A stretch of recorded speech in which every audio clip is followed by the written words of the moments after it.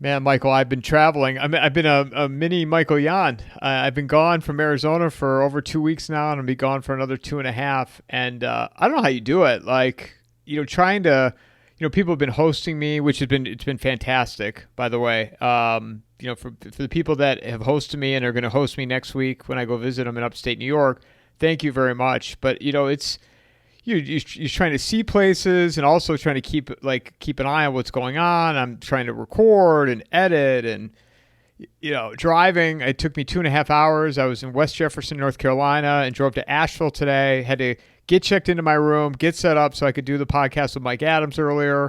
Now we're doing this, 9 o'clock on Tuesday night, and I think to myself, like, this is your life, man. Like, you're on the road all the time. Yeah. For years on end. I've done, so many countries. I've learned so much. And not only that, across the United States extensively, you learn a great deal. And it adds up. And I'm actually, would I change anything? Not much, actually. A few things here and there, of course, but mostly it's been a wise move on trying to figure out what's going on in the world, is actually to physically go. Do you ever have you ever gotten to a point though where you're like, God, I want to just park somewhere and stay there for a while? Oh, I do all the time, actually. People just don't see it. They think I'm traveling all the time. But when Masako and I went to Argentina, we stayed for 2 months. Mm. Now we traveled around Argentina. It wasn't like we were still there, but sitting still. But in Panama, it's not always running out in the jungle or something. But yeah, I mean, so it's not like I'm always on airplanes, is the point. Often I'm doing stuff internally within some country internally, not to the airport. The one thing that I don't like is going to airports. That gets to be pretty old. Well, and as long as you've been doing it, you've just seen. I mean, here's a perfect example of where we're at in the United States, and you can say abroad, but the airport is a perfect example where they just over time have just tightened the screws, tightened the screws, tightened the screws. It's Yep. unbelievable. I bought a pair of different like shorts to wear through the airport, like sweats, like comfortable. They went off. The alarm went off. So I basically get a hand job from the guy, and there's nothing there. It always goes off. And I'm like, these people aren't keeping me safe. This episode is brought to you by Vaulted. Launched by McIlvaney Financial Group, with Vaulted, I literally just tap a button and I own physical gold stored in a professional vault. Vaulted is offering all of my listeners $50 of free gold when you click on my sign up link. They have a tool called Vault Plan that allows you to passively add your gold position every month. Just activate it for 6 months and you will get $50 of free gold in your account. Click on the promo link in the show notes or go to vaulted.blbvux.net/coffee and a mic. These are government They low end probably got a jobs. button or something. They probably got a button or just a random. Yeah, it's a clown show. It's a total clown show. Let me tell you one thing. One time I was in Romania. This is a long time ago. This is long before 9/11. And I was in Bucharest at the airport, and I was about to go somewhere. And obviously, I was at the airport. And Bless excuse you. me, I got the diseases going on. Bless you. Got my soul's trying to escape me. The so I was in this airport, and thank you. And I was at this airport, and the bags were going through security, and I was looking at the. I got on the other side, and I could see. I just happened to look at the screen because it was there where you could see it. This is in Bucharest, in Romania, and and I was like, wow, an umbrella just. I didn't see an umbrella, and I just sat there and watched the screen for a while other people put their luggage through, and that umbrella kept coming through on the screen, and the same back. It was just a tape on loop. There was no X-ray. But they were making. That's why they had the screen where I could see it. It was just you know.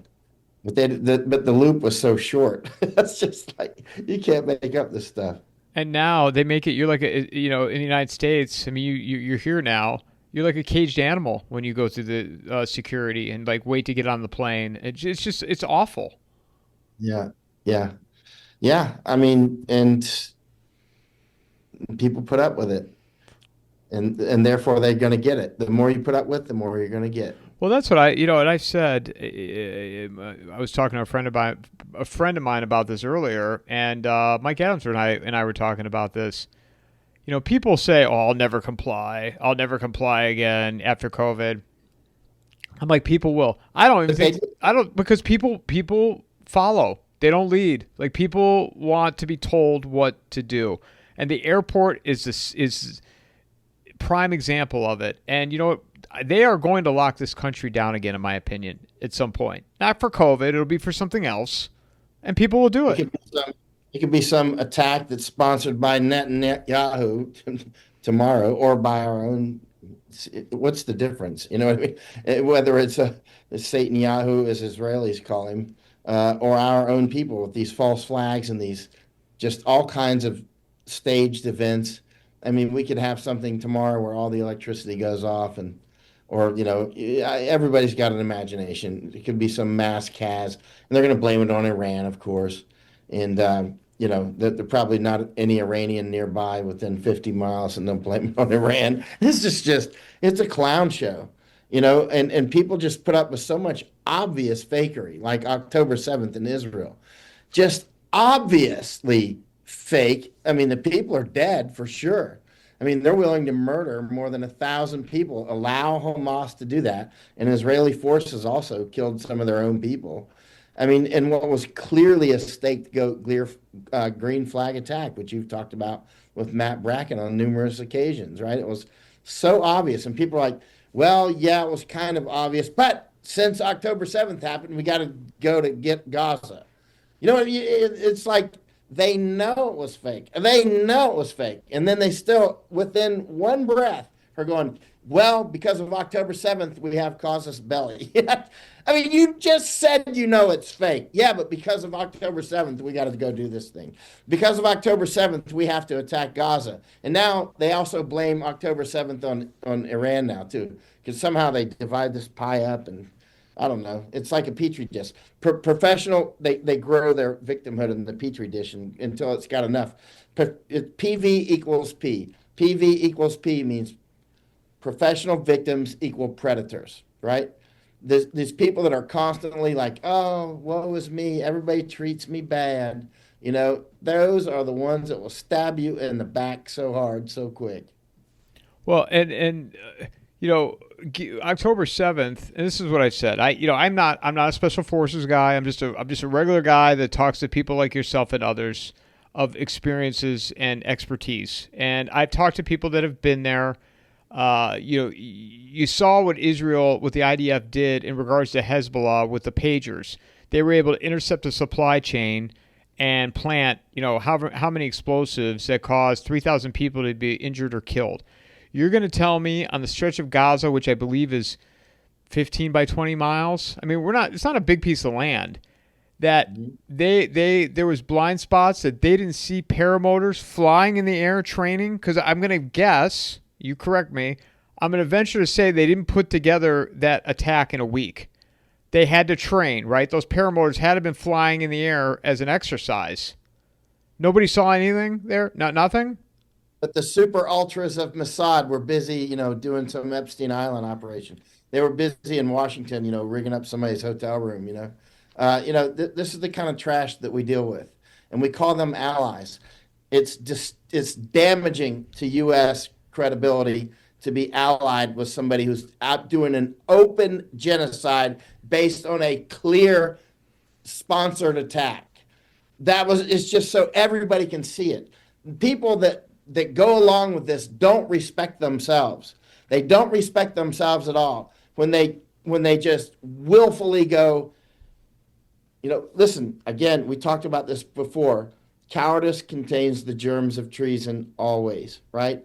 If people not only do they not speak up sometimes, but just go along with it, even if they just went silent, but instead of saying because of October 7th, which we know is fake, they're just actually cowards that just go along with whatever the narrative is. I got to go along with it. When I'm down on the border, I've been across the entire southern border, and I've been with Matt down in the Darien Gap and everything else, Matt Bracken, and I've talked with Border Patrol guys. I'm like, they'll blame it on the Mexican cartels. I'm like, it's not the Mexican cartels that are loading them on the bus that you're loading them on too. The Mexican cartels are not the ones helping them on the bus. That's you, right? Yeah, well, I'll lose my job. I'm like, okay, so you've made that decision. It's mice, money, ideology, coercion, ego. You've made the decision that for money, you'll help with the invasion. Yeah, I mean, straight up. That's it. Full stop. For money, you'll help with the invasion. So that's it. I mean, it's the paltry, the price of your soul. Yeah, I was talking to somebody, kind of sidetracking here for a second, in regards to, when you go to medical school, they rack up so much debt on you. And then I think usually with these large healthcare systems, you go work for them and they'll agree to pay off your debt, but you have to be there for so long. And this scientist friend of mine said, yeah, oh yeah, because you are now a slave. So you will administer the poisons. You'll be a good employee because you know your salary and your student loan debt is attached to it. So you're going to do what you're told. They'll And that make that money back instantly.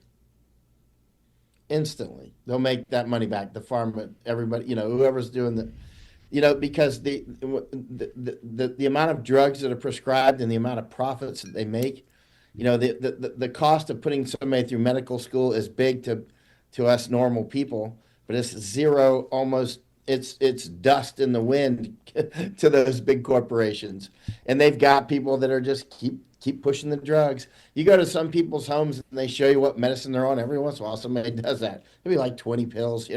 What are you doing? You know what I mean? Do you really need all that? I mean, this looks like Christmas candy or something. It's especially the United States, and in addition to the whatever it's doing to them, uh, the cost as well. It's just leaving you poor. It's leaving everybody poor. The student debt is one of the things that's a huge trap, obviously, because a lot of people get trapped in student debt really for the rest of their life, more or less, and because it's then they can't afford other things, and whether it's the house or whatever, they're just totally slaves forever. And as a debt slave, you know how much debt I have is actually zero. I have zero debt. I was doing my homework one time at Michael Jackson's house, and at that point, I was either going to study physics or engineering. I love physics, but I was thinking about engineering. I like rocket stuff, but I got okay math skills. And at one point, I'm just going, I I'm going to be in debt for the rest of my life if I do what I want to do and be a scientist or a physicist, or I mean a physicist or an engineer. I'm probably just going to, I'm doing the calculations. I don't want to take student debt. I've made that decision, and so I didn't do it. And so I left school. That was one reason of many that I left school. Part of it too is I just felt the call of the wild. I need to be out downrange. But at the end of the day, I saw that, but there's a lot of engineers and scientists who have very good math skills. And so they can do the math. It's not hard. You don't need a calculator. When you got the math skills, you can be like, yeah, I'll be in debt pretty much forever. I can live in a cardboard box, pay off my student debt, and then get a tiny apartment, or something. I don't know. I mean, this is the thing. With the everybody should read the book The Creature from Jekyll Island. Everybody, right? Everybody should read that book. And math skills or mathematics skills, at least basic calculus, are very important. Very important. You don't have to be a mathematician or anything like that, but to at least to have mathematics literacy at some basic level is extremely important. There's a book that I read years ago called Innumeracy. Innumeracy. There's illiteracy, but there's also innumeracy, and it's about how many people that are literate are actually innumerate. And I see that all the time when I'm having conversations with people. They just can't follow any basic math when we're talking about things. They can't follow that process when it comes to thinking, right? And so that makes them very easy to trick. It makes them very easy to trick with various math tricks that which were designed long before our grandparents were born. Money keepers, money changers, flip the table, Jesus. You know what I mean? They were doing that stuff way back then, and and for instance, rent to own furniture or whatever. That's the basic level. But on the when you get a little bit higher level, um, good Lord, I mean, it's just we created slaves. I don't want to be around a bunch of slaves. I want people that think for themselves. People that think for themselves are the ones who made our country, right? You look at the kind of money that they were making while they were building the Panama Canal in 1903ish and 4ish to up to 1914. They were making more money than people make now. No kidding. They were getting paid in gold and silver too. I mean, and they didn't have income tax. They didn't have income tax, and they were getting paid a lot of money. So it was easy for them if they work hard to buy a big home and raise their family and that sort of thing, and have literally live and create the both create and live the American dream. So you're getting total fulfillment, the fulfillment of creating the American dream while actually getting to live it. And but that's very difficult now. And it's not the people who are being born now or who were born even during my time. A lot of people think our age is the ones that caused the problems, but it was already like that when it was time for me to go to school. They were already, you're going to get trapped, and so many people. I wonder how many people that are my age are still in debt and have never been out of debt. I'll bet you most. I'll bet you most people actually credit card debt and whatnot. So that's you're trapped. Do you share with your age with people, Michael? I was born in 1964, right? So you're 14 years older than me. So Hmm. I'm 47. So you're 61. Am I? Sounds good. I have friends that have kids sending kids to college now. It's $32,000 $32,000 a year Hmm. for a finance degree or a marketing degree. 32,000 a year. Obviously, they don't have math in that curriculum. Uh, I mean, if they've got some path that they don't have to go into 4 years of $32,000 a year, it's good Lord. 128,000. Well, that's what I mean. I can't wait for Matt Smith's book that he's writing with Doug Casey in regards to his son because the preparation. I mean, that is the what he has his son doing. I talk about that all the time with people because it's like Yeah, his son Max. I mean, that's wonderful, and that's basically what I did. But I didn't have that. I mean, I went to school, but for a couple of years. But I basically did what Matt's son did, except I also went to the army first. But other than that, I self-educated. I went to the army after high school. Went to the army for 5 years. Went to school for a couple of years. Got my little AA degree, and realized that I was like, I had a couple of years of calculus and matrices and all these other things. I could do the math. I'm just like, I don't want to be in debt for the rest of my life. When do I finish this thing off? And I don't remember anybody ever really talking about that. That was just me sitting at Michael Jackson's house one night going, what's Michael? "Wait a What do you minute." mean Michael Jackson's house? What is Michael Jackson's house? I don't get that. The actual Oh, Michael. no, I used to work for Michael Jackson. Oh, I didn't know Yeah. that. Yeah, I did security for him. Yeah, that was a long time ago. That's when I was in school I didn't. after the In army Neverland Ranch. at Neverland. Yeah. Oh, I didn't know that. Yeah. So I was sitting there just doing my homework and I'm like, maybe I should be a singer. Look how Michael lives. Michael. Yeah.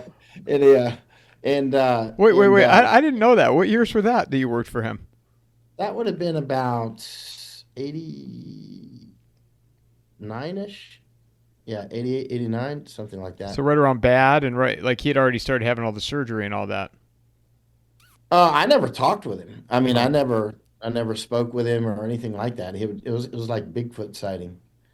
And I love the job. You know how I got that job? It was a couple things.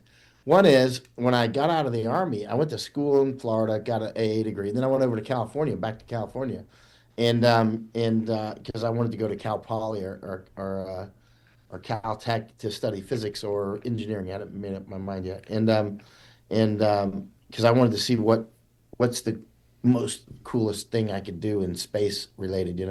And and um, and and so somebody when I went to one of my math classes actually was somebody that I had been in the army with in Germany in special forces, right? And my roommate was actually also an ex-Green Beret that I had been in Germany with. He later went back to the army and went into Delta Force and all that stuff. But the uh, but this guy, so I showed up to this math class, and one of my friends from Germany was there, and one thing led to another, and I got offered a job working for Michael Jackson. And it was interesting because another person that I grew up with, Richard White, we were born 3 days apart in the hospital. But Richard said when he went to school, when he went to college, he got a job as a security guard because you can get paid while you do your homework. And I was like, well, that's a pretty brilliant idea. You know what I mean? If you get the right job, you can just basically, if you got one roaming job or something, you're not going to be able to do it. But if you get a job where you can basically, look at cameras and do your homework, that's like killing two birds with one stone. And so when I got offered that job, I remembered what Richard said, and I did it, and it worked very well. And but also it gave me time to think, and so I left school and started a business in Poland, and that was it.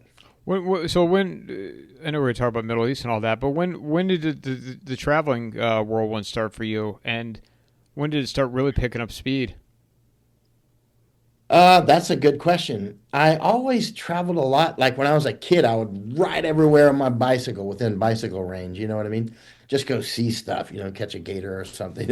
And then when I got in the army, then I really loved to travel in the army. And sometimes I would just do it. If we had a weekend or a long weekend, I would travel around Europe or whatever. And then when I got out of the army, I went to school and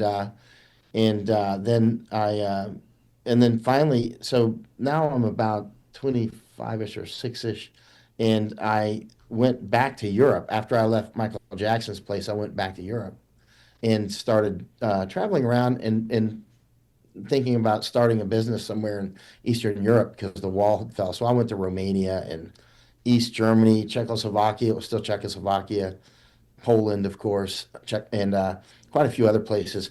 And finally, I started a business in Poland. But then later, I stayed in business for a while in the United States and Poland. And eventually, I said, you know what? This is slave. This is like a slave.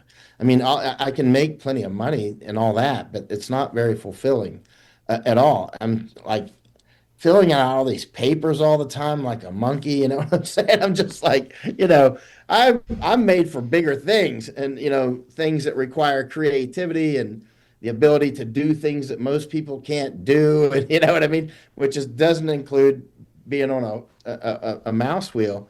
So I anyway, long story short, I ended up traveling extensively and went over to. I eventually ended up when 9/11 happened. I went over to Asia, and I started traveling around, just more researching. I would just travel and read books. Like I've got photos of me up high in the Himalaya, and I've got a Pelican case just filled with books because back then you couldn't put it on an iPad. So I literally had hired somebody for I don't know $3 or $5 a day to carry my books literally on a horse, So and I would just read by candlelight up in the Himalaya, that sort of stuff, and I just learned a lot. Right, that was when I started tracking those cannibals. Came across them by accident, and tracked down a bunch of cannibals. That was fascinating, and went up to China, all over China, Hong Kong, just many countries, and eventually off to the wars. And anyway, in aggregate, I ended up today, I've traveled to 99 countries, but mostly I just keep traveling to the same countries over and over. Like I don't add another country very often because I'm not traveling to just go to other countries. When I go somewhere, it's for some reason, and sometimes that reason is just to go look, because it's what like I've been to Bhutan. I went to at Bhutan for one thing. China is salami slicing off parts of Bhutan. Bhutan is up near Bangladesh, up near Nepal, by China and India, right there in that little chicken's neck area. If people know what I'm talking about. So I've gone to some little places like that, but mostly I spent years in wars, and it added up. When you read a lot of books and you go a lot of places and you're with the right people, you can start to be able to predict things better than the average person. A lot of that. One of the things I started doing when I was a kid, I mentioned before, I love science, right? I love physics in particular, not just, I love kind of science in general, but especially physics. And so I would read so much from physicists. And one of the things, if you're doing serious science, which I've never done, I've only, like some people dream about being a soldier or traveling. That's what I've done. But uh, but uh, but I dreamed about being a physicist and didn't do it. But I did learn a lot on how to think, right? How to do your own thinking hygiene, your thought hygiene, to try to self audit when you're making thinking errors, right? Learn the rules of logic and learn when you're not, when you're actually being illogical in your thinking, and learn. And so one of the things on predictions that I started doing when I was a teenager is I would write down my predictions of things and assign a percentage to it, and then I would score it later. I would score like, okay, I predicted such and such, and I got that wrong, or got that wrong, got that wrong, got that right. In the beginning, you start to realize, what are my thinking errors? Why am I getting this wrong? Why did I get this right? And eventually your predictions get better and better and better. And I started doing that when I was young, right? So I would do that like as a sport. Like Masako's doing it now. You just basically journal and make a prediction. Don't tell me what it is. Just no pressure, no pressure at all. Just make your own predictions, and you have to be wipe your emotions out of the predictions. Just completely cold, like I have no emotions. I am going to predict it based on the facts as I see them and within the paradigm that I think how things operate, and I'm going to write down what I think. So those are what I call organic predictions, which come up from within me, and then there's the ones where like you might ask me for a prediction, but it's a little bit out of my lane. And if it's sufficiently in it that I feel comfortable to at least say something, I might make a prediction with I don't know, you never know. But I put that in a separate category. But the ones that are just organic, like organically, I thought Nord Stream was going to be destroyed, right? And that came from within me. Nobody asked me, "Do you think Nord Stream is going to be destroyed?" I'm looking at everything, and I'm like, they might destroy Nord Stream." So that was like out of the blue. Wrote it down, and I started writing it, like publishing it, right? And that Groningen gas field would be destroyed again, or that shut off, which they shut it off and actually destroyed it, or a big part of it, and or that the screw worms would come back from Darien into the United States or make their way back up. These were organic predictions that I made, right? That Ukraine would not do well, and that Ukraine would reach this moment that it's at now, being devastated, right? That was organic, based on just stuff, and so those I've become very good at. Like I trust my judgment on organic predictions that come from me. I I uh, I respect my organic senses better than I do almost any expert because of my own track record of things that I see myself predict. But that's after years of practicing and trying to get better at predictions, like playing tennis, like hitting the ball against the wall or with a partner, and eventually, I mean, I get things wrong sometimes, but I get things a lot more if it's an organic prediction. Here's one, for instance, and this one's very controversial, and that is, of course, I don't know what's going to happen with Israel. I'm very accurate on what just happened is happening with Ukraine. Just look at throw a dart at anything I wrote, any of my interviews, and look how it's turning out. Very accurate, right?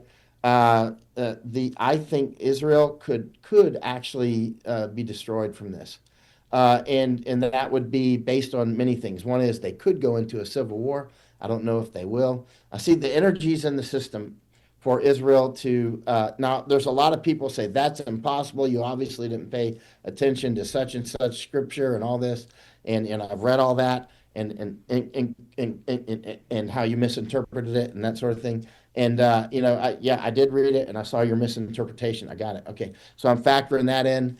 And actually, the fact that so many people think that it can't happen adds more weight that it can happen because they're overconfident, right? Like a lot of Israelis are clearly overconfident. A lot of Americans are very overconfident. They're like, it can't happen because I misread the scripture, right? I tell you what, it can happen. And at this point, there's, I would say, greater than 50% chance that Israel will actually end up ceasing to exist as we know it, right? Within, I don't know, 10 years, let's say. And timing is where you'll get things wrong. But Israel has many organic problems, for instance, structural problems. About 2 million people there, it's roughly 10 million people, 9 million something, if you're to believe what's printed. About 2 million of those are Arabs, right? And many of the people in Israel that are Jewish are actually they're actually Orthodox Jews, and they pretty much hate the Zionists, right? And the Zionists and the Orthodox Jews have a lot of them have a blood hate for each other, because the Zionists are like, they just don't like the Orthodox, and the Orthodox are like, you're atheist, right? And so if they start doing a draft, for instance, in Israel, the Orthodox may, who knows, maybe they'll do a civil war. Nobody knows. But maybe they'll just leave Israel or refuse or just protest in the streets. I don't know what they're going to do. Nobody does. But what I'm getting to is when you've got the 9 million people roughly in Israel, and a couple of million of those are actually Arabs, a huge amount of Muslims and whatnot, and you've got many of the Jewish people are actually in strong opposition, and you've got a drugged up country that's as drugged up as America is. I mean, Israel's just as drugged up, and for those who've been there, you know what I mean. And so they got fentanyl problems. They smoke cannabis like crazy and all kinds of other things. And so it's not like that party on October 7th, the rave, was basically a sex and drug party next to Gaza.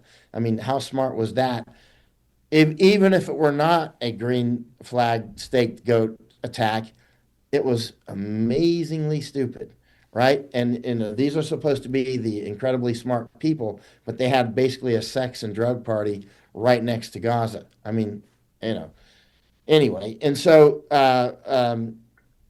for all just so many reasons, it's complex, but it's things that you can't describe. Like when it came time for Nord Stream, and I brought that up and I published it, and people were like, "Oh, they'll never do that," and why do you say that? And if I try to defend it, my defense will fall flat. It doesn't withstand. It doesn't. Your deep knowledge that you've learned over years is difficult to enunciate. It's difficult to say in words, right? But at the end of the day, I'm like, I think they're going to hit Nord Stream. I'm looking at my Carver matrix that I made, and I think Groningen, and I think a lot of other things. I think we're going to end up in famines. And I've been saying that for 5 years. I think we're going to go into famines. I think, and I said from day one on Trump. First of all, on predictions, especially if you're going to do them publicly, you have to have the courage to think any thought, right? Which most people are afraid to do. You have to have the courage to think, to follow the evidence, no matter what, no matter how uncomfortable it makes me. I will follow the evidence and nothing but the evidence, right? And when before Trump was elected, on the first election, not the second one, not the third one, let's say, Newt Gingrich called me up and others, and they're trying to get support for Trump, and I'm like, I'm not going to vote for Clinton, but you got to have somebody else, because I never trusted the guy, because deep down inside my instincts are ringing off the hook. That guy cannot be trusted, and he's incompetent, but he can't be trusted. Now, fast forward again, like now here we are now, right? And many of these things that I've said, MAGA is really splitting apart now, right? For reasons that I said all along. And people, you won't believe how many supporters I lost.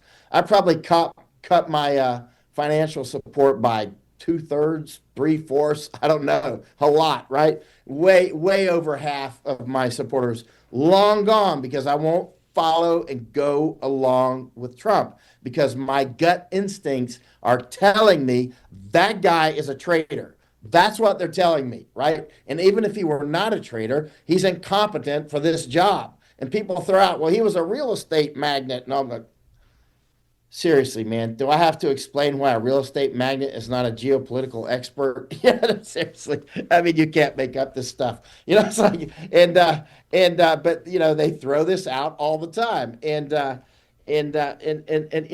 when it comes to the death jab, people that are making excuses that Fauci was, to blame for that. They're just afraid. They're weak. They're just afraid. That's what I think. That's my bulk analysis. I think the average person is just afraid or they're weak, and they will not allow themselves.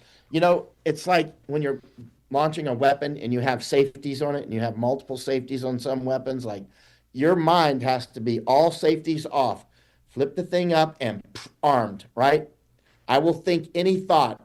If I see the evidence that he's a traitor, I'm allowing myself to think that. I'm not going to put that behind a curtain. But that's what has gotten us into this. They always go, well, what were the choices, right? Again, that's a trick. That's a trick that any good scientist would never fall into. You may have heard of the gell-mann effect, right? Also from a physicist. The gell-mann effect, he was a physicist, Gell-mann, and he said something like, when he's reading a newspaper and they talk about physics, it's always wrong. The things that people say, they get it way wrong. But then he flips the page and he's reading about international affairs or whatever, and he would just automatically go, oh, this is right. So then, he caught himself because he's doing good thought hygiene. This is how I understand the story anyway. And he goes, wait a minute, that I just realized, I should realize that this newspaper gets physics wrong every time, but I believe it on everything else. So obviously you realize it's not just when they write about physics. You have to then not believe it on anytime Trump stumbles into something that I know a lot about. He's always wrong, always wrong. I've never seen an exception to that. Take an example. Let's say a small one, kind of a semi-minor one. Like when he said 38,000 Americans died. And again, why would he lie at times when you don't even need to lie? He just lies for the fun of it, for the heck of it. I don't know. But it could be to get people's attention, to get them arguing about him because he's that sort of psychopath. But when he said 38,000 Americans died making the Panama Canal, well, me and books. I happen to have the book, the report to Congress from 1913. The canal opened in 1914, and it had, months later was when the canal opened. Most of the construction was done, but it had the casualties in the book. I've got the book. It's printed in 1913. It's got the casualties. It was a total of about 3,800, or it was in the 3,000 range. Less than 4,000 died, but it was only 300 and something Americans died building the canal, right? That's all. It wasn't 38,000. And then he kept doubling down. He said it many times. But again, why did you lie? Why did you have to? And I brought that up to somebody who's quite close to him. And I said, why did he lie about that when he didn't need to? And he said, well, it got a lot of people upset and focused on it. Like, that was the actual reason that I was given. I said, yeah, but with people like me, when you just keep getting things wrong, and I don't trust anything you say, like, zero. Like, look at the gell-mann effect when we're talking about Israel and their weapons, right? I'm sorry, Iran, right? And so Iran allegedly is about to make nuclear weapons. How many times have you been told for the last 20 years Iran's going to have nuclear weapons next week or next month or whatever? What I find interesting about that, though, is the fact that 20 years ago they were 2 years away. And then it's like they're 6 months away. What was it last week? They were like days away. Like they shorten it. It's always they don't have them, because if they have them, then it's too scary to go at it. They're just lying. And if you look at Netanyahu, I put it on my Substack today. It's a video of him, talking about in the 80s, we got to go get these guys that are, Iraq and all these other guys. We got to go get them now. We got to get them right now. We got to get Iraq. We got to get these different guys. He's saying the exact same words. Look at it. It's on my Substack right now. And so, and so he just keeps. So he's a young man saying it. He gets older and older. Now he's saying it right now, like in the last probably 8 hours. They're about to have nuclear weapons. I'm looking at my clock. Click, click, click. Now, keep in mind, they said the same thing about Iraq, right? That was casus belli to go to Iraq war, right? And I believed it then because I didn't realize how just over the top they lie, right? And but now that I do, I have no excuse to believe anything they say. Otherwise, it would be gell-mann effect, right? For instance, pretty much anybody that'll lie about the death jab, that's huge. People just discard that like it's like, oh, it's not a big deal. It's over now. No, it's not, and huge numbers of people are dead, probably millions. We don't even know. Some of Misako's cohorts and friends in Japan are doing a study on that now. Dr. Murakami and others are working on it now. And anyway, some others. And she's anyway. I think I already sent it to you. If not, I will. And they're collecting all these stats in Japan about how many people are dying and injured from the jabs. It's a lot, right? And but so, they pushed the jab. Netanyahu's like, got the needle mounted on his desk. He's got a hypodermic needle mounted on his desk like a rocket, like a weapon, literally like a weapon. That dude is so evil. He's telling you it's a weapon. It's mounted like a missile, right? And anyway, October 7th, clearly staged, more than 1,000 people dead. Of course, they have to have the hostages because that gives you a reason to keep, genocide in Gaza, right?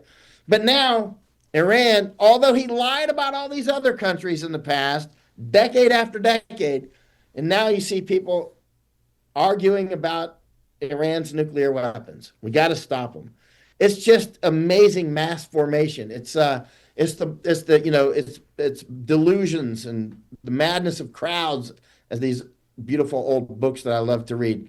Nothing new. It's easy to stampede people, right? And especially if they don't have good thought hygiene and they don't have the courage to think for themselves. Keep in mind, the people that load up these buses to invade our country for a paycheck, I'll guarantee you a huge number of those would load us up to send us to crematoria. I'll guarantee it. Guarantee it.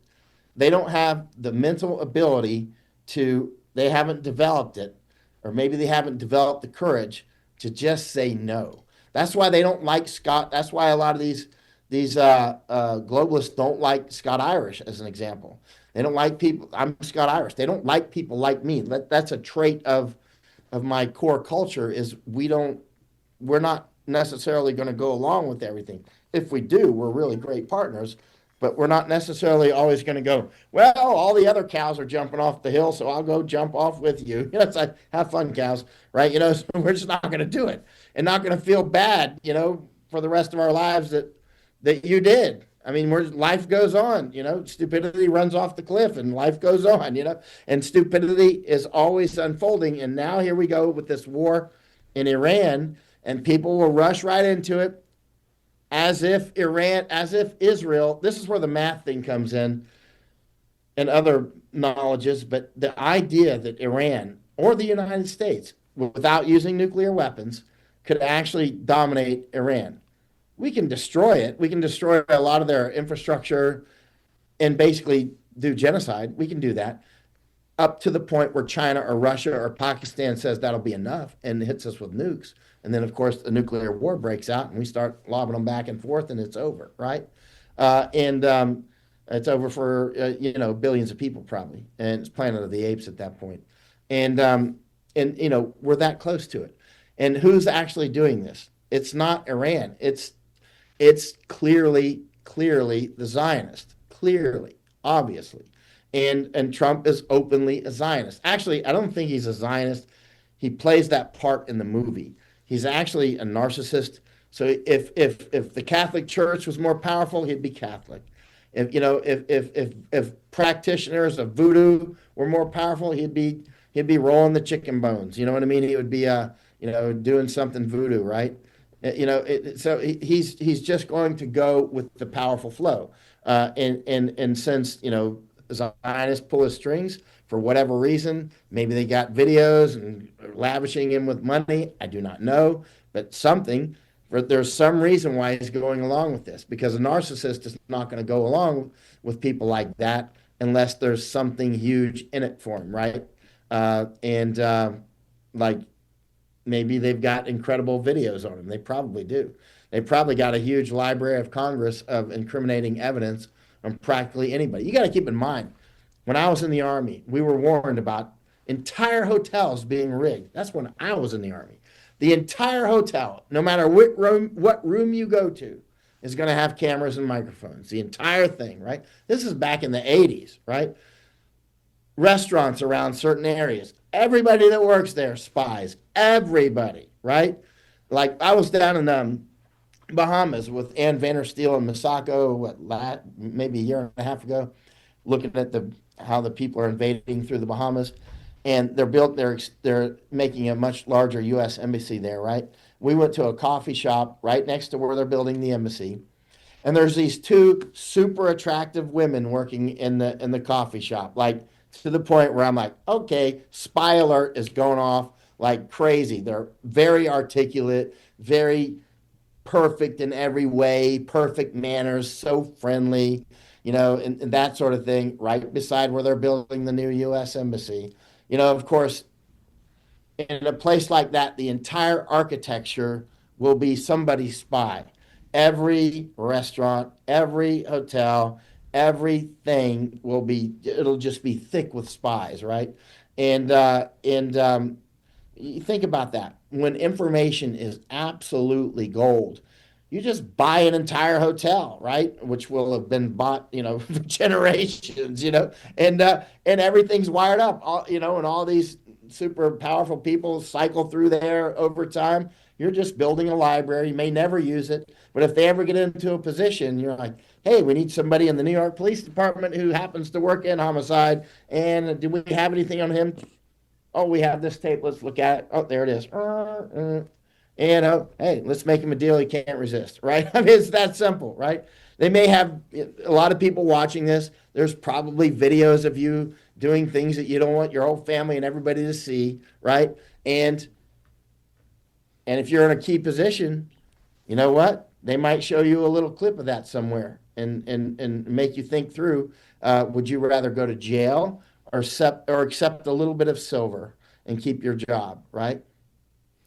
Where do you see then Israel, this whole thing in the Middle East going? Because I don't see any kind of de-escalation. And see, here's what I think. Because we've talked about this before with all the illegals that have been flooding, Europe, United States, and just because Trump got back in, it comes back to what we were saying about the following. I never believed that things were going to change and he was going to come in and fix everything. But what I see now with what's happening over there in the Middle East is them using this to put in more digital controls on the citizens of the United States. The CBDC... A big old attack would do that, wouldn't it? Well, right, exactly that, and then you could attack the First Amendment even more, attack free speech, right? Any type of quote unquote anti-Semitism, they'll deplatform you. They'll depending on who you are, debank you, and make life very uncomfortable. That's how the Zionists attack our First and Second Amendment. They just move to America and say, you don't need that Constitution thing. In fact, if you want that Constitution thing, you're an anti-Semite. You can't make up the stuff. And there's a lot of people that just surrender those rights so quickly for convenience, surrender them. Well, you saw it during COVID, but that's where I think this is all going. And this this war, now it's another groups of people that you could throw in the melting pot in this country. And I feel like last week the No Kings protest was a test that they were able to organize over 1,400 gatherings in the United States. Now nothing happened, but let's say another protest is organized, because from this point it'll be at that level, if not bigger. They could do some type of false flag. I know I'm getting real Jack Ryan here with my theories. Jack Ryan from Hunt for Red October and Patriot Games. But they could do such a false flag where things could spiral out of control and the government could say, we don't have the law enforcement. We don't have the labor for this many events happening simultaneously. We need something bigger. Technology, surveillance, And it's got to be severe enough false flag where people like 9/11, they're going to be like, yeah, yeah, yeah, we need this. That's where I think this is going. And I said this after Trump got reelected. I said Yeah. the tech people all were behind him. 2020, they were against him. They spent hundreds of millions of dollars to make sure he couldn't get in. And I would pose this question to people, Michael, and they would say to me, well, the people rose, and the people spoke, and they couldn't outsteal it this time. I'm like, bullshit. I don't believe that. I don't believe Yeah, it. but it doesn't fit the fact pattern. They're making emotional statements, want to feel like everything is the way it used to be, and it's just not. Or the way it used to be, if it was like this, these things were captured for a long, long time. And it benefits Peter Thiel. It benefits Elon Musk. All of these people, all of these tech people, and and I said Yeah, this. This is the WEF 2.0. The George Soroses of the world, they're old. They're like he's 93 years old. He is the past.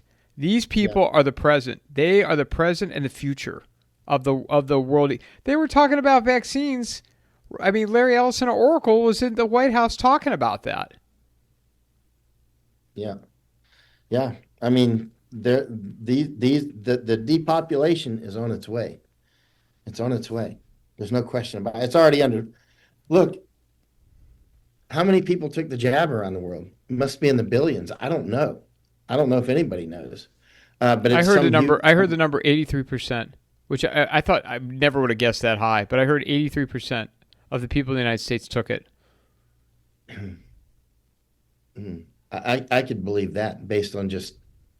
But although now I don't think now most people say that they didn't. But I remember back at the time, it seemed like most people were rushing to do it. I think now people realize they don't want to talk about it, and they don't want to say that they made a terrible. I don't know what their motivations are, but at the end of the day, they don't want to admit to it. And even back in the beginning, you can see some of the things that I published. I was like, you know what, I think you'll end up with dating sites between people that didn't get vaxxed, and then you ended up with those things, right? I mean, now think about it. If you got three jabs and all of a sudden nobody wants to go out on a date with you because you got three jabs, people are going to cover that up, right? And because, why would you want to marry somebody that's going to die from cancer in 5 years, right? Or can't have children, right? I mean, this is rough. I mean, this is what we warned about, right? This is what many of us warned about. Millions of us were warning about this. It wasn't just like 5 or 10, it was a large number. And we're like, if this is really what it looks like it's going to be, this is life altering, like jumping off of a cliff. It's that level of life altering. Many of the people that would be watching this now are already dead. I mean, I think most of us know people that have died. I know numerous that under suspicious circumstance, it seems like they died from related to the jabs. I'm seeing more injuries too from people, myocarditis, and yet myocarditis, and yet people don't want to come to terms with what really what really the situation is and what it is and what the reality of it is. And it's kind of like the Middle East, right? I mean, you meet people that are Jewish and they believe in their country, and I get it. I totally. I mean, I And get. brainwashed to think that they're invincible. Well, and I probably was too at one That is a point. huge thought error. That's a huge, because remember, their enemies are not brainwashed that they're invincible. Their enemies are like, you're invincible, all right. You can be taken out, and they know that, right? And I think that it's going to be, if it keeps going. People always say, well, they've got the magic atomic weapons. They can use their nuclear weapons on people. Are, how are you going to use your nuclear weapons on 2 million Arabs that might rise up inside of, and also a lot of Jews that might rise up inside of Israel? How are you going to use the nuclear weapons there? I mean, knowing Netanyahu, maybe they will, but but how are you going to use nuclear weapons against the onesies and twosies and tensies that come over the border, as inevitably they start just penetrating defenses, right? How are you going to do that? You won't be able to. I mean, right now I'm sure they have great border defenses, But eventually, if things keep going the way that they are, those things could change dramatically. And the next thing you know, it's helter skelter. I mean, especially if there starts to be uprisings within Israel, if that were to start to occur, uh, that could change everything. I mean, they would have to fight from within, and that means, are you going to keep guarding the borders, or how are you going to do? You got to distribute your forces, and I don't know. I can easily see where Israel could meet the end of the road on this, but when will it happen? If it does, I don't know. 5 years, 10 years, but the conditions are there. One thing is, one of the worst things for Israel is that many previous supporters no longer support it. And that is huge. That's massive because Israel can't exist alone. It just can't. It will not. The enemies are too powerful. And a lot of the people, they're not afraid of those atomic weapons, so it's going to be show us. And but the thing is you can't use those weapons on everybody. And as soon as Israel cacks off a weapon, they would probably do everything they got all at once. If they do, there's going to be some other people that have weapons, and that will be it. It'll be over. It'll be over for us as well, the United States. It'll be over if they suddenly hit all their neighbors with nuclear weapons, and that's still going to leave a huge amount of the people out there in the fields, right? I don't know what'll happen. Nobody does, but it'll be the end of everybody. Not, if they use nuclear weapons, I think people obviously are not going to be thinking about Israel anymore, including Israelis, because they'll be gone as well. Yeah. Do you see, and we in in all your experience, and you've talked about this a lot, with all the illegals, from all these third world countries that have come into the United States. Do you see some?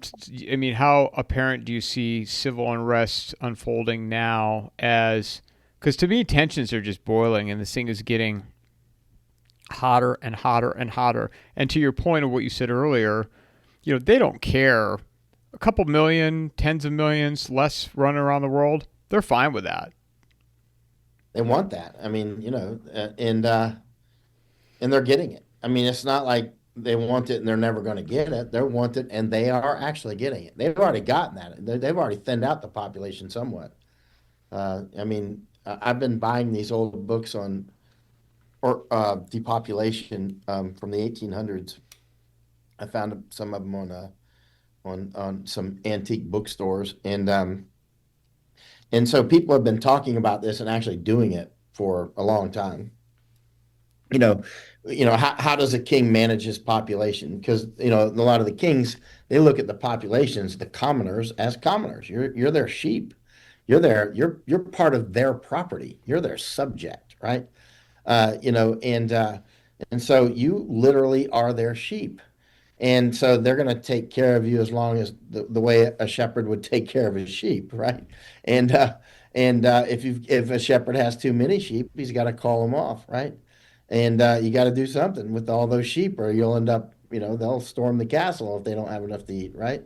And so some of these old books talk about that little math problem.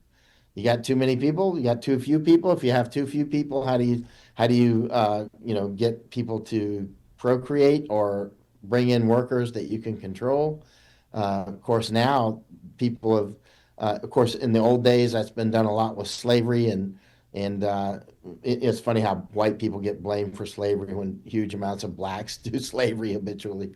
So you just can't make up this stuff again. There's slavery all over the world right now, and it's just it's big. It's big, and it was actually white people actually trying to stop it after we finally woke up and realized that was evil and wrong, right?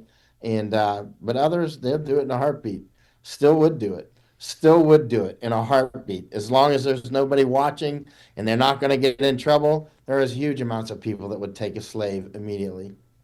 I found an old book from India, and it talked about how people, Thugis, that's a thugs, that's where the word thug came. They would kill indigent parents to take their kids to make slaves out of them, right? That's normal in some parts of the world. Yeah, they'll to get children because you got to think a child is worth a lot to people that want to have a pet child basically for whatever reason to raise up and be a slave, right? Any type of slave that they want. This is common around the world, right? And you see all these um, in some countries, they'll like in India, they'll put makeup on the children, try to make them look ugly so that people don't want to kidnap your child. That's how common it is in some places. They'll just steal. My grandmother used to warn when I was a child, be careful for those gypsies. They'll steal you and sell you to the circus. And which is funny. Now, somebody might say that's racist, but I can say one thing. It was true. It's true. Period. Right? Period. I've studied up on this stuff, right? And so are you supposed to not be racist and not warn your children that they'll take you and sell you to the circus? Because they damn sure will, right? I don't know who all still doing it out there, but in the past, that was a common practice. Yeah, it's quite interesting, isn't it? What are you seeing in Texas right now since you've gotten there? And Well, a lot of things. Been out with Doc Chambers a lot, and Pete Chambers is yeah, had him uh, on your show. yeah. He's and spent a lot of time with him and others out here. Phil Waldron talking with him quite a lot, and I'm here now in the studio of the Centurions, which is a group of young men that I'm going to take with Doc Chambers down to the Panama Canal, and they're actually reading a book wherever it's at, Path Between the Seas. They must have taken Are it you in. you're going Oh, back to you're going back to Darien? not now, but I'm going to take them later. But I've got them reading a book called The Path Between the Seas. It's four of them, and because before I take you to Panama, I want you to kind of understand things, what you're looking at. You know what I mean? I don't want to, here's the Panama Canal. It's filled with water. You know, I want you to like know a lot about it before you show up. Let's skip, first grade and get right to the college part. So I've got them reading and doing a bunch of homework now. And then when they're finished with all that, Doc Chambers and I are going to take them down to the Panama Canal and the Darien Gap because if we're going, I'm in their studio. They're not here now, but I'm at their table with all their microphones and stuff. But they haven't actually started the podcast yet, but they will be. They've interviewed me, but it's not aired yet. But when they do start it, we want them to be educated on things that they interview about, right? And so that's why Doc and I are gonna take them to Panama. Um, any other observations at all? Just your time in Texas and Uh, just I love Texas, and obviously this is going to be a war zone eventually. I mean, Todd Bensman and I, we went to Colony Ridge. That's that Colonia north of Houston. Todd now works with Homan. He's a right hand man to Homan now. In fact, Todd just messaged about an hour ago. But Todd I think knows I the did board. the last interview. I think I did the last interview with Todd before he went before he started working for You Homeland. might want to do him now. Can he do interviews I now? I don't don't know. know. Yeah, I don't know what the protocols are now that you're part of the administration. I I just haven't had him on asked a him. couple weeks ago. He's very well. Then if he was on a couple of weeks ago, then he can do interviews. No, this was Uh, before. It was right before he was going. oh, okay. So, but he's super knowledgeable on the border.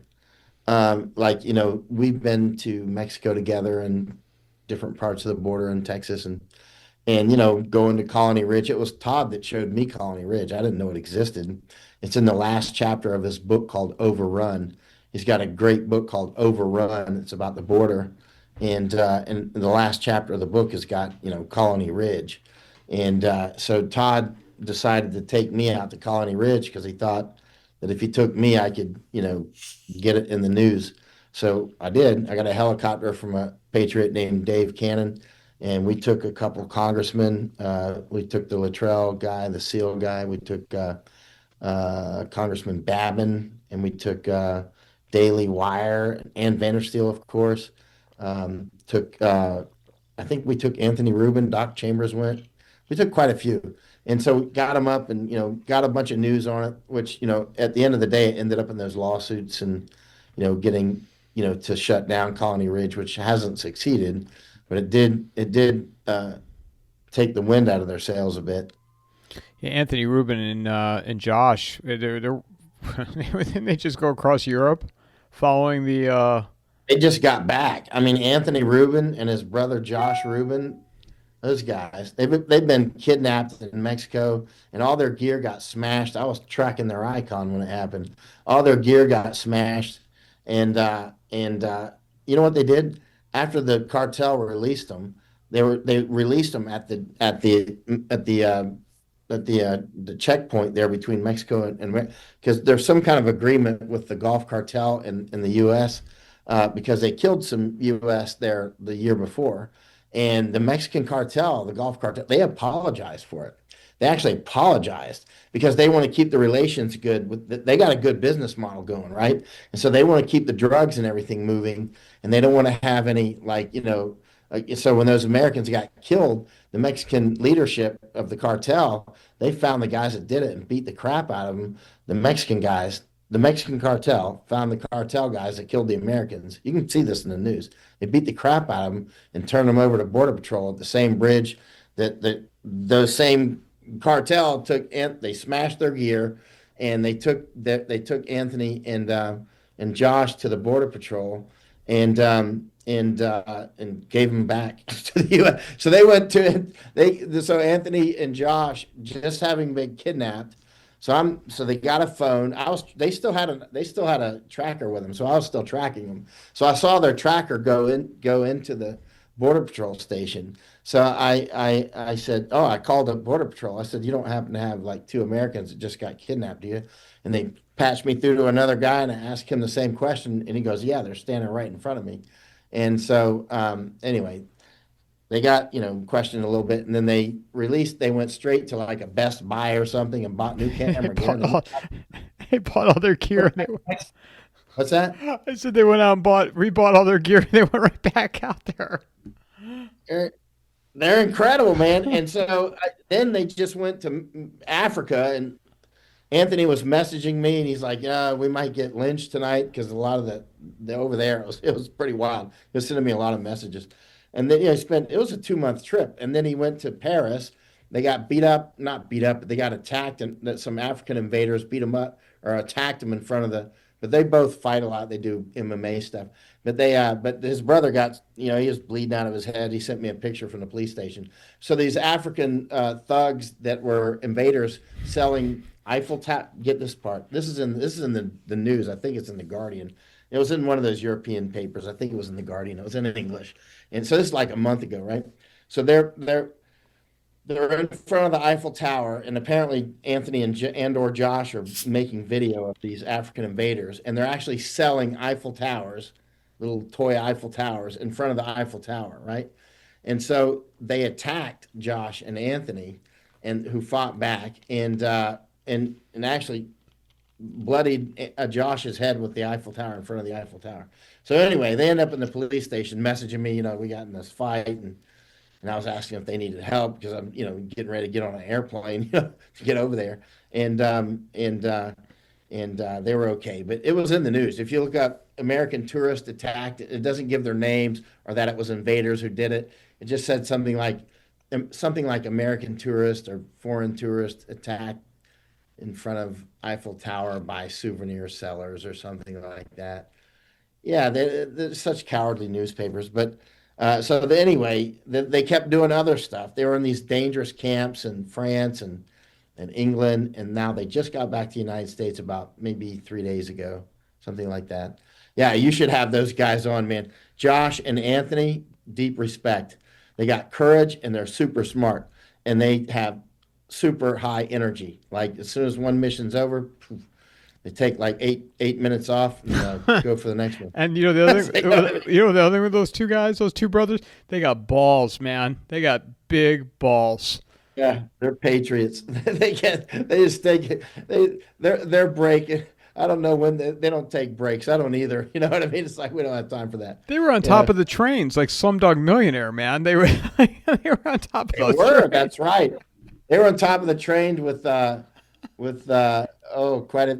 they went and it was freezing up there, I think. Yeah. Do you remember that movie Yeah. Slumdog Millionaire where the Indian Oh kids are on yeah. top of the train? Like that's what India really Anthony was and like Josh. that. Yeah. And India really was like that, man. They were up there. They were on the top of that train with Taylor Kramer, I think. Yeah, they were with Taylor because Taylor and Josh and Anthony. Josh and Anthony had just come through the Darien Gap, and they came up to Guatemala, and Taylor Kramer came down from Texas to Guatemala with us, and a U.S. intel guy came and briefed us, right, and introduced us to some Guatemalan intel, and Ann Vandersteel was there, Masako was there, and so it was big group, and then Anthony and Josh and Taylor they took off up to Mexico from Guatemala and they got on that train. Actually, I think Anthony got really sick. One of them got really I think sick it was Anthony. before it was Anthony, right? And then they got on that train and apparently it was freezing. And they're sending me messages. I think their fingers were almost froze. And then finally it keeps going and then Taylor comes back home because he wanted to go see his dog, but he had made it all the way up on the train. And Anthony and Josh went the other way towards SpaceX. They were right by SpaceX when they got kidnapped on the American side, on the Mexico side, and they could see the launch pad, where they're launching the rockets. And I watched their icon just go off course, and I'm like, uh-oh. I called Doc Chambers and a few others like Ann, and started getting ready to do some stuff. But then I watched the icon hours later go to the Border Patrol, and they smashed the gear, but they didn't find that icon. Huh. Interesting. I've gotten to a point where the blissfully unaware. I'm quoting Steve Murray here. I don't want to say I don't care about them, but I don't even bother anymore because the people that don't want to pay attention, people that, all they care about is where they're having lunch and where they're going on their next vacation, and because you can't save them, and they don't serve. And I'm quoting you here. They serve no purpose in my life, right, any longer. But what do you? I mean, for people that are listening, and you've been saying this as long as I've known you, and even longer. What do you say to people now? Where, hey, Trump didn't come through. He's not coming through. Kennedy's not going to save you. Kash Patel's not going to save you. Dan Bongino's not going to save you. Who else? Who am I missing, Michael? Who am I missing? Who am I missing out of that group? Pam Bondi's not going to save you. You got to be like our grandparents, and you got to save yourself. And you got to save your people and your tribe and be a leader. It's very important to be a leader, and not some people like, I voted for Trump. That's all I needed to do. Literally saying stuff like that. Or they would say stuff like daddy's back. You know what? Daddy's back is straight up cult talk. Straight up. I studied cults, as you know. We talked about it before, right? I infiltrated and lived with a cult many years ago, right? It's always that daddy thing. I need to have somebody tell me what to do. And, when Trump got reelected and they kept repeating daddy's back. That was part of the psyop. People were repeating daddy's back, daddy's home. That was totally like Trump is your daddy. They're implanting that in your mind. If you think Trump is your daddy, you are 100% in a cult, right? 100%. The only cult people never see is the cult that they're in. But one of the things that they will do is assign as a father figure, the cult leader. And so he's looking out for me, but he's unpredictable, and he might do something bad sometimes, but he's still daddy, right? He's protecting me, right? Yeah, that's cult stuff, and that's child thinking. That's infantile thinking, right?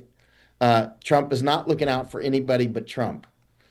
He's a narcissist, period, right? Narcissists do narcissist stuff, and I'm not sure anybody's ever been cured of being narcissist. Maybe it's happened. I don't know. Maybe some psychologist out there can tell me we do it all the time, but I doubt it. What do you where do you see the United States? I know no timelines and hours and dates and whatnot, but the trajectory we're on, we're heading towards a collapse, a civil war of some kind. How far off do you think we are from that? And again, I'm not asking for an exact day or time. I mean, I don't know, but it's clear the conditions are there. The conditions are set for it. It's all about conditions, right? And certainly, as the economy continues to go the way it is, I mean, at any point, we are literally at war at this time with Russia and China and Iran, and it is kinetic. Remember, Iran is part of the SCO, this Shanghai Cooperation Organization, right? They are part of their NATO, right? And China and Russia. There's so many people out there that seem to like have such, and they're supposed to be experts, right? They're counting tanks and missiles and all that nonsense. I mean, it's not nonsense. I mean, but it is nonsense if that's how you're making your analysis on how this is going to go, because it's much bigger than how many missiles they launched today. Because remember, as long as China and Russia still have missiles, Iran still has missiles, right? And they all have factories that we're not going to bomb, right? You can bomb Iran's nuclear facility, whatever, right? So, but that leaves Pakistan with nuclear weapons, right? This isn't about Iran's nukes, if they even have them, and if they're even working on them. Remember, gell-mann effect. We know that Israel and our own government lie habitually, not occasionally. They lie when there's no need to lie. Like Trump, 38,000 Americans died at the Panama Canal. Overt lie. Hey, safe and effective. Everything's safe and effective. This is the best jab ever. This is the best vaccine in the whole universe, whatever. You know, complete lies that lead to massive death. And then, we can't hold daddy responsible. Evil Fauci whispered in his ear. It's like, you know, uh, at some point, that just the people that won't clean up their own thinking, uh, do their own thinking hygiene. I mean, they're choosing to be on their own, or let's just say they're choosing to believe in somebody who actually is trying to kill them. Literally, Trump has already killed many people that voted for him and that sent him money and that sort of thing. They're dead. They're actually dead. It's not like this could happen or whatever. Nope, they're dead. And some of them, if they could, they might reach up from the grave and vote again for him. That's how cults are. Again, you never see the cult that you're in. You see everybody else's cult, but you won't see your own. If you feel inside of you that that guy is my father figure, and it's some guy that's uh, you know, uh, not your father, but he also is trying to control you in ways. There can be a father figure from somebody who actually is behaving fatherly towards you, but somebody who's trying to get you to take a death jab and trying to get you to donate constantly and trying to get you to, go along with every little thing, every little, lie, huge amounts of lies. That's a cult. That's a straight up cult. And when the people around him, if you say something bad about him, they just go crazy, and that's straight up cult behavior. That's happening again now. Well, the other one too is Elon. People thought Elon was going to save them. He's a drug head. I mean, Elon's a druggie. I mean, we can all let's see. The evidence is clear, right? He is on ketamine. He brags about it. He talks about it openly, right? He smoked dope right in front of God and everybody on Joe Rogan. I mean, the guy, you can see he's stoned out of his head or something. I don't know if it's cannabis or whatever, but he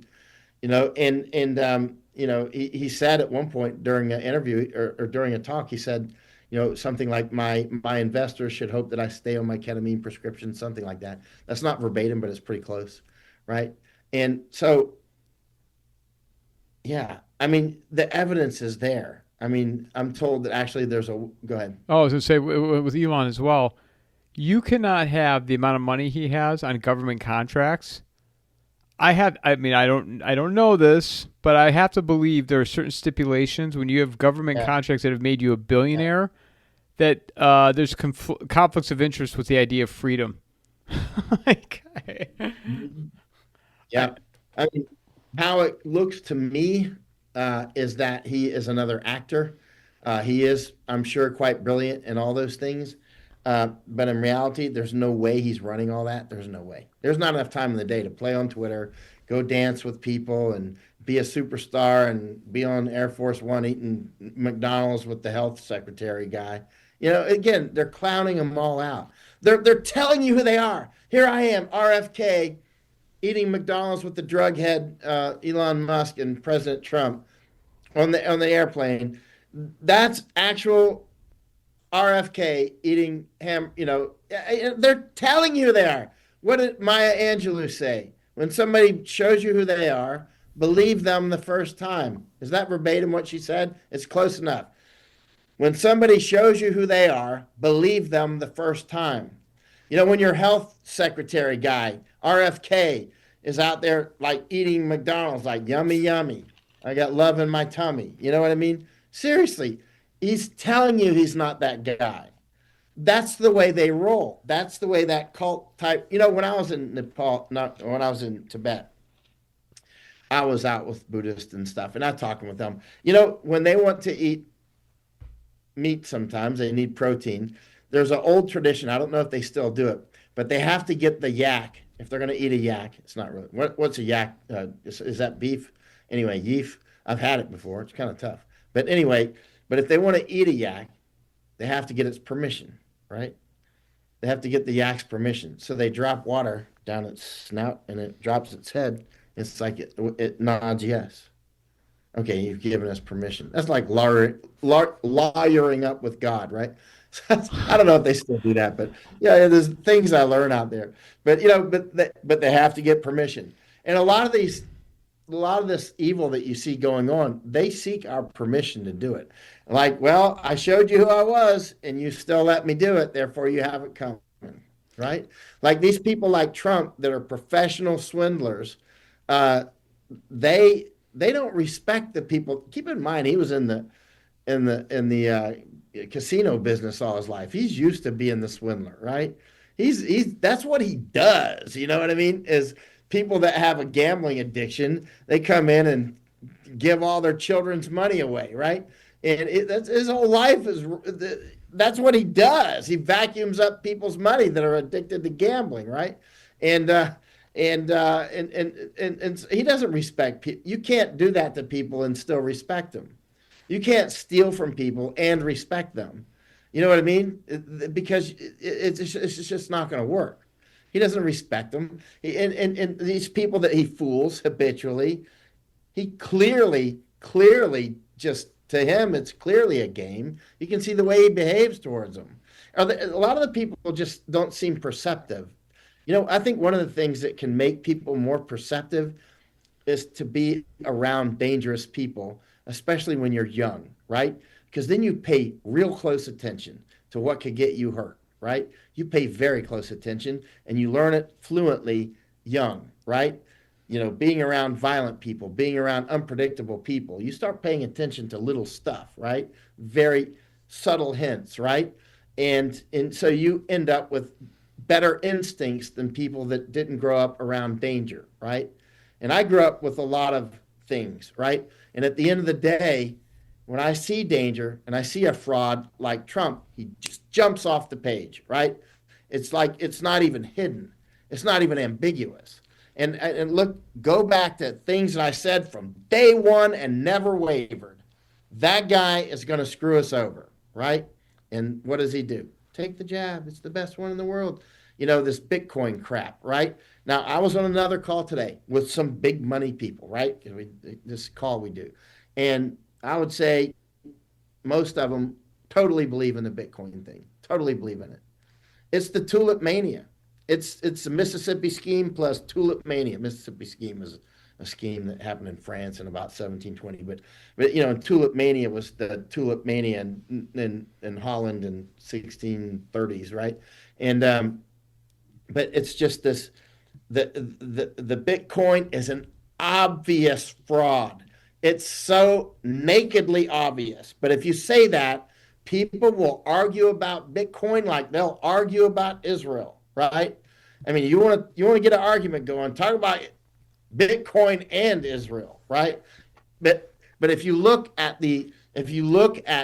study up tulip mania and the Mississippi scheme, you can find that accounts of it in a book called uh, Memoirs of Popular Delusions and the Madness of Crowds. It's from 1841. I mentioned it to you before.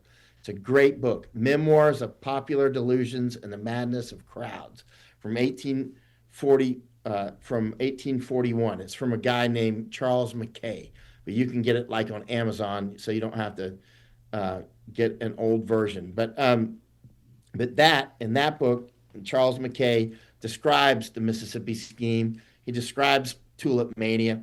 He describes people that got into a fashion of just poisoning people because it was like a fad, like poisoning them to death, right? Just stuff like that. Witch hunts, like literal witch hunts, burning people, throwing them off the bridge, letting them drown. It's just like, just these manias that happen, that sweep through people perpetually. It's not like they happen every once in a while. They are always happening to more or lesser degrees, right? They're always happening. It never ends. It's like the wind. The wind is never really completely still except on extremely rare occasions for a brief moment. You know what I mean? The wind is pretty much always going somewhere, but sometimes it really kicks up. And but these madness of crowds there's another book called The Madness of Crowd. No, it's called The Crowd by Le Bon. I read that one too. By the French guy, what's his name? Le Bon. Anyway, it's from 1890. That's a great book, Madness of Crowds. But the one from 1841 is the Memoirs of Popular Delusion and the Madness of Crowds. I would read both of those, and I would read Rape of the Mind by Just Mirlo, 1956, and I would read another. I would read quite a few others, but the bottom line is once you study what happens and how people get into it and how to detect it, then you're more apt to just spot it quickly, right? Like the Bitcoin thing is going to end. It's going to end in tears. It's so obvious now. And later on, people are going to go, "Oh no, it was whatever. You've still got your Bitcoin. You just can't spend it." It's like you still mortgaged your house and sold all your gold, and you got lots of Bitcoin, but you can't spend it. But one day you'll be able to spend it. One day you'll be able to off ramp it. Sure, buddy. Right? They'll blame it on some new policy. Somehow and then the next scam will start. Right? The tulip mania is amazing. Have you heard of tulip mania? No, but it makes me think of everything's a grift. Everything. Oh man, tulip mania is epic. The tulip mania. It's worth reading about. Just spend 1 hour reading about tulip mania. Tulip mania happened in the 1600s in Holland, mostly in Holland, and people got crazy about the tulips. I mean, the Dutch and tulips go together, and they started speculating on tulip prices, and there were specialty tulips and people trying to make a black tulip or something. It's like they had these. They were breeding so all these wealthy people were trying to one up each other. Like I got to have the perfect. The women's got to have the perfect tulip. It's a show of whatever. It's like diamonds. It's another scam. Like diamonds are a woman's best friend. That's just an information op. That's not historical. That's diamond sellers brainwashing women that if they don't get a great diamond, then their man doesn't love them. The man that's going to get them is going to be the one with the big diamond. This is straight up. So it was similar with the tulips, right? But the diamonds came much later. But the tulips, the diamonds actually last. The tulips, of course, are gone. And so the tulips. There were tulips that were so expensive they were worth a house. I mean, people were like they were getting all the money they could get to speculate on tulips, and a lot of them made a lot of money if you got out lucky at the right time, or if you happened to see what was going on and they're playing the game. Because there were people that saw what was going on, they're just playing the game and trying to time it right to get out. And then there's, it didn't really break Holland. It just rearranged the wealth structure. You know what I mean? So if when the market crashed for the tulips, because basically they were like fiat money in a sense, fiat tulips. When the market crashed, If you were sitting there holding tulips that you thought were worth a lot of money and that was actually an investment, then that was it. You were sitting there holding tulips, And then when the tulips died, your investment died and it was gone. And whoever had your money, they had your guilders or they had your gold. Where can Yeah. people find you, Michael? Not with tulips. Well, actually, cool. But Or with but Elon? Or with Elon? What's he hanging out with Elon? I'd have to wash my clothes to get the dope off. The I hate being around crap. Sometimes when I'm walking down the street and I smell dope, I'm just like, man, they have no idea that this country has been invaded and continues actually to be invaded at a lower level at this point. And there's people here that are coming to actually take their life and take their everything. It's no joke. It's actual war. When you step out of the United States, because how long had it been since this trip? When was the last time you were here? It's been a few About years, isn't it? about a year.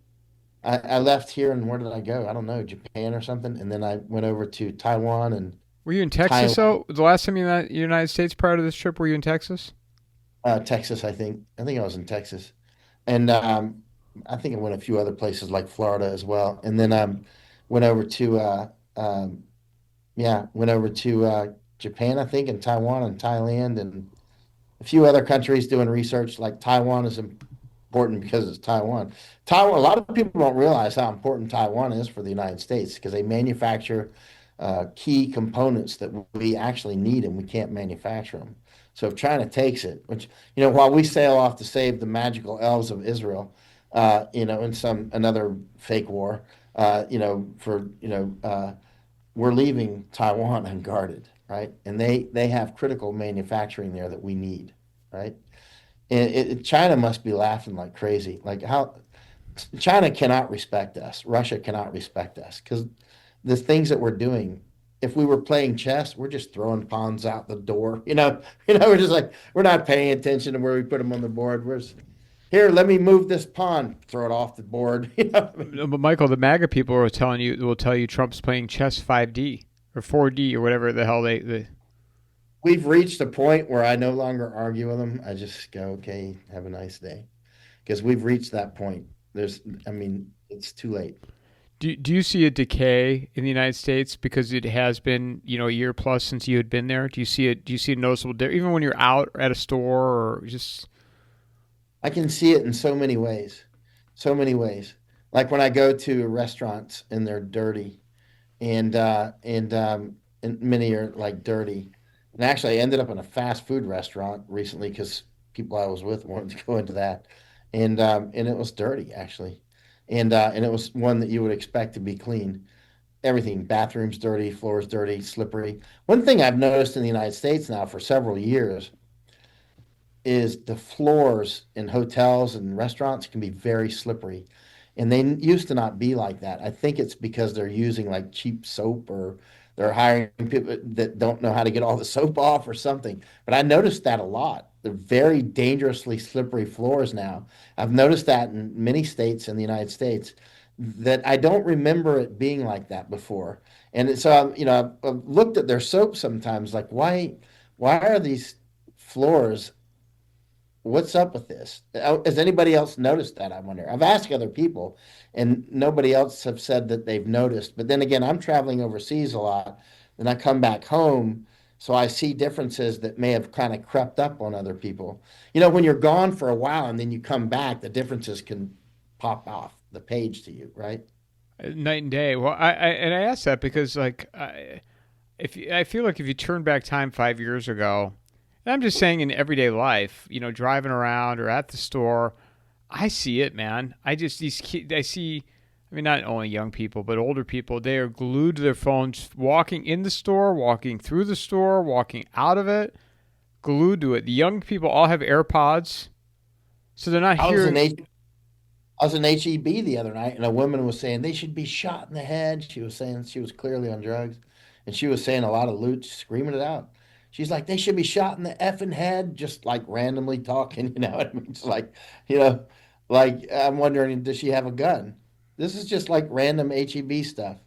I was in Charlottesville last weekend and walking through this outdoor mall area. It was like a corridor of shops, and they had empty storefronts, and there were just tweakers and panhandlers, and like they were sprinkled among these restaurants with patios people were eating, and like in the middle of the corridor, and then one side of it is a tweaker, and he's talking to another tweaker, and I'm like, look at our society, how much, and it's people are just In the restaurant?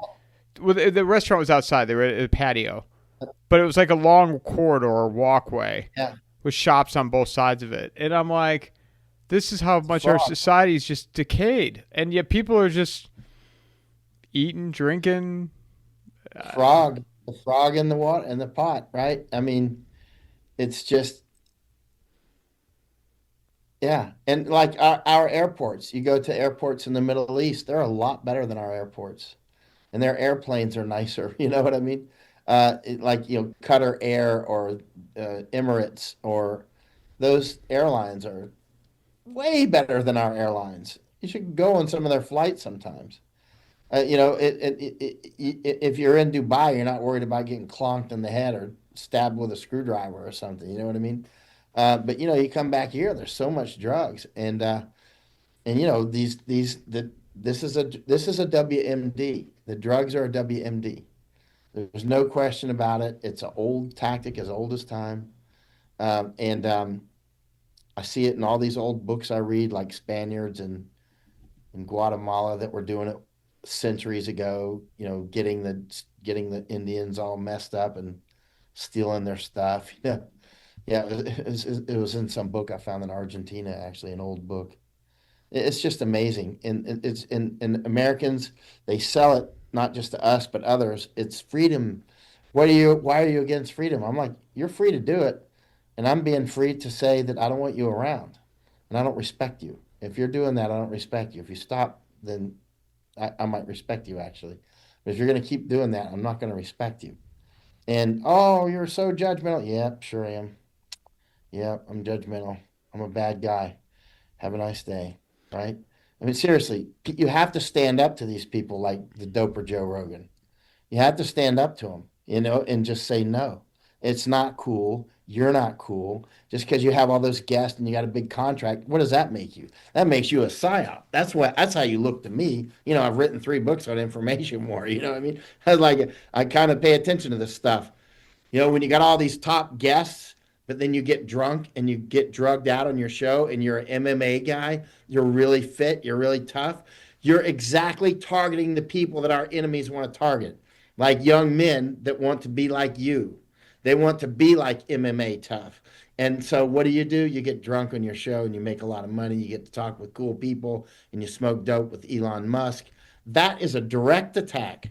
That's not like an accident or stupidity. Again, you can't balance these equations.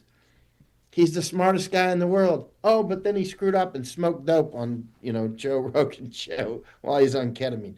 No, that's not stupidity. That is an actual war attack, right? That's combat.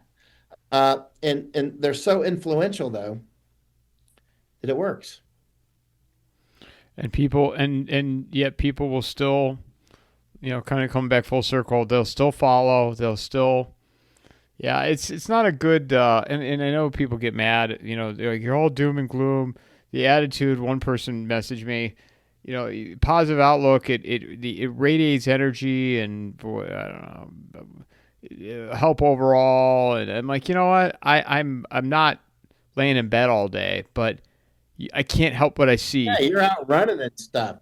You're actually fighting. You're talking into the microphone. You're actually fighting. You're actually giving a voice to people like Matt Bracken and Mike Adams and Mike Yon. I mean, Big Honey. You know what I mean? You're giving a voice. You're fighting. You're not depressed. You're not depressed at all. I can tell. If you're depressed, it's probably because you don't get to work more. Right? Well, you can't help what you see out there. There's no consideration. There's no people. I'm telling you, man, these young people, they're like zombies. They're AirPods in and they're staring at their phones. It's unbelievable. Yeah. Yeah. So, Michael, where can they find you? Substack. I'm on Substack. Substack's a good place to find me. Twitter, X, whatever. Yeah, I'm on X too, Michael _Yon. But Substack's where I put stuff that, I put more detailed stuff on Substack. Stuff that you're definitely, everybody says stuff you're not going to find anywhere else. But with me, that's actually true. Because I do stuff that nobody else does. Well, as always, I appreciate you taking time for me. Everybody listening, go out and support Michael, become a paid subscriber on his Substack, and I'm sure it won't be that long. Safe travels for your next spot, and Sure. look forward to our next conversation. Awesome. I'll talk with you later, Michael. Mic drop.